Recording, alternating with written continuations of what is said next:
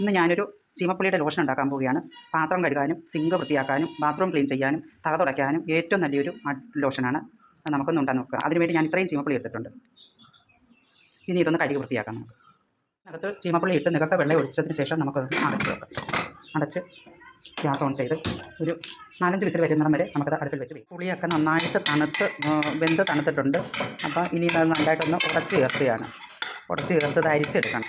പുളിയുടെ നീരെല്ലാം നല്ലതായിട്ട് എടുത്ത് വെച്ചിട്ടുണ്ട്.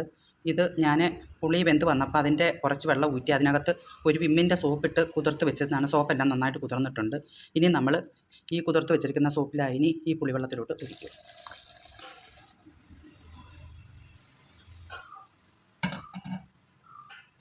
അതിനുശേഷം ഒരു മുറി നാരങ്ങയുടെ കുരുവെല്ലാം കളഞ്ഞിട്ട് നാരങ്ങയുടെ നീര് ഒഴിച്ചു കൊടുക്കും. കുറച്ചായതുകൊണ്ട് അരമുറിച്ച് നാരങ്ങ നീര് ചേർത്താൽ മതി. ചെറിയൊരു സ്മെല്ല് കിട്ടാനും ഒക്കെ വേണ്ടിയിട്ട്.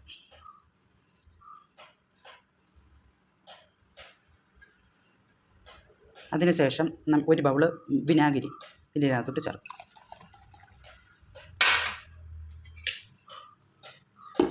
ഇത് നന്നായിട്ട് ഇളക്കി യോജിപ്പിക്കണം.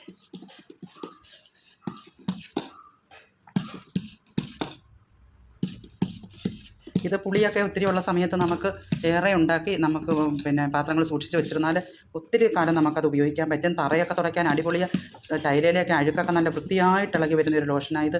ബാത്റൂം വൃത്തിയാക്കാനായാലും പാത്രം കഴുകാനായാലും സ്റ്റീൽ പാത്രമൊക്കെ ഇതുകൊണ്ട് കഴുകാൻ നല്ല പളവളാന്ന് തിളങ്ങും. നല്ലൊരു ലോഷൻ. എല്ലാവരും ഇത് ഉണ്ടാക്കി നോക്കണം. ഇനി ഇത് നമ്മൾ ഓരോ ബോട്ടിൽ നിറച്ചാൽ മതി. നമ്മുടെ ലോഷൻ ബോട്ടിലിനകത്ത് നിറച്ചിട്ടുണ്ട്. എല്ലാവരും ഇത് ട്രൈ ചെയ്ത് നോക്കണം. ഇഷ്ടപ്പെടുന്നതെങ്കിൽ സബ്സ്ക്രൈബ് ചെയ്യുക, ലൈക്ക് ചെയ്യുക, ഷെയർ ചെയ്യുക.